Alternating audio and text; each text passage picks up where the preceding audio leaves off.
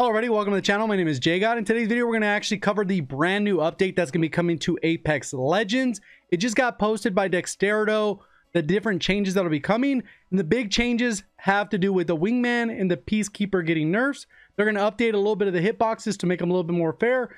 Because in case you guys didn't know, Gibraltar is like 133% bigger than Wraith. We'll kind of see how this plays out. Let me go ahead and go through these notes with you guys. Right here, we have the weapon balancing. Overall, we feel that the current weapons present solid options for a variety of gameplay styles. We found that the Skull Piercer Wingman has been on the stronger end, but is designed to be a weapon that is a higher skill ceiling. So obviously you got to be able to hit your shots. Our adjustments are attempting to move it more into the hand cannon space and away from the full auto deagle, which yeah, it's kind of where it's at. We've also adjusted the fire rate of the Peacekeeper and the shotgun bolt action, so players will have a larger window of vulnerability if they miss their shots. Additionally, the scarcity of energy ammo and lower number of energy ammo weapons overall has made it so those weapons are difficult to main. Brand new weapon they just brought out with the Havoc. Obviously, there's not a lot of energy weapons in the game. If you guys have played it, you know that it's almost easier just to avoid that because most people aren't going to be carrying that ammo, and it's going to be a little bit harder and like you don't want to lose because you don't have enough ammo. So right here we have the weapon adjustments on all platforms. It says the fire rate was reduced from 3.1 to 2.6. So whatever that means, basically what is that, like a 10% drop? Skull Piercer headshots got a damage reduction, so reduced from 2.5 damage to 2.25. So a minor one there, not as much. The fire rate is a huge one because that's like almost 25% difference right there. Increased base hipfire spread and decrease the rate at which hipfire spread decays, shrinks back down. Oh wow, so it's gonna be a lot harder to hipfire when the people get close to you. You're gonna have to aim in, so it's gonna be a high skill weapon. Still probably be very powerful for the highest skilled players, but obviously we'll see how that plays out. Shotgun bolt rechamber rate has been reduced for the Peacekeeper only, and then level 1 mitigation went from 10% down to 7.5, 20% down to 13, and then 25% down to 16. Okay, so the Wingman and the Peacekeeper are now rarer to come across. Before, you can kind of find the Peacekeeper on most floor loots, regardless of what tier section you were in, and then the Wingman was pretty much the same. They've been reduced in all tier zones, so it's going to be harder to find. Increased availability of energy ammo and ammo in all zone tiers. So that's pretty good. They're going to just make it so you don't run out of ammo. Why no P20 and Mozambique buffs? We all love the Beaks memes, so we're hesitant to lose that. Obviously, it is the worst weapon in the game in general.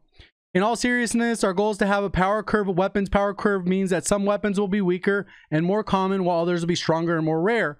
Some weapons are intentionally less powerful until fully perped with hop-ups, so obviously you need the right attachments. While other weapons on the bottom power curve in your early game, better than melee, but gotta upgrade out of ASCP weapons. So obviously the Mozambique, they want you to use it maybe to down someone when they don't have armor or health or anything like that. And then once you get into a later game, you should have picked up a weapon by then unless you're just camping. We've seen some good feedback from players on how make these pistols more exciting without losing out on the goal, and they can just continue to watch feedback. They're probably checking out Reddit as well. That's probably where most of these do. Additional patch notes: fix some script errors, basically causing disconnects from matches. Caustic occasionally causing a disconnect while throwing its ultimate. That sucks. Pathfinder occasionally causing disconnects. So they just fixed a bunch of disconnect stuff. Gibraltar occasionally disconnects when pulling up his gun shield. Wow. Pairs occasionally causing disconnects when entering spectate mode. Yeah, that sucks. They're fixing all that.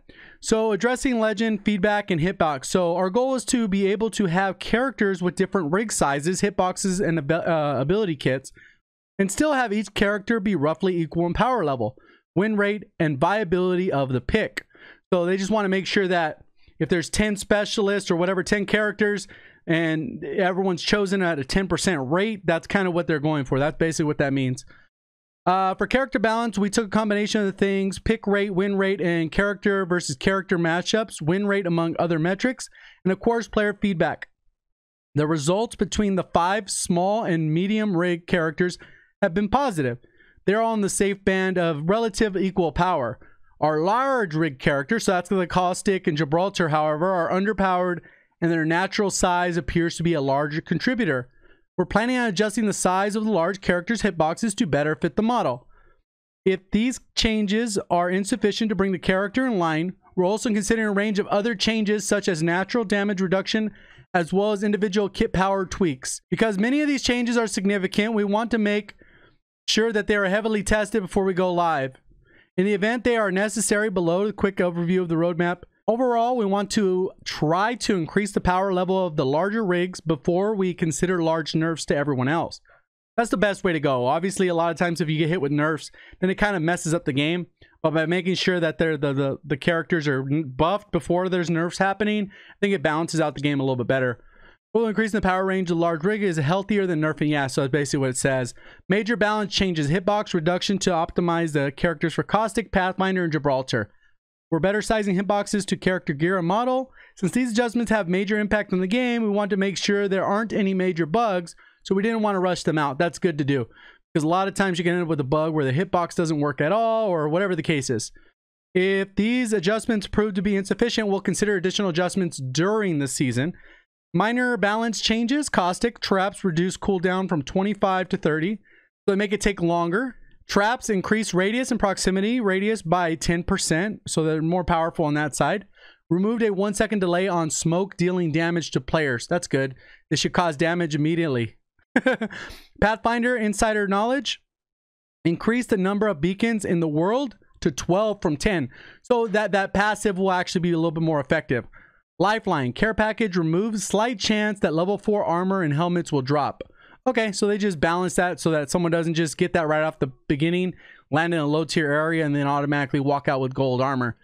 And then it says Into the Void, the cooldown increase from 20 to 25 seconds. So now it's going to take longer for the little special ability where she goes and, you know, disappears for a little bit. And then double time, reduce the move speed bonus to 30% from 40%.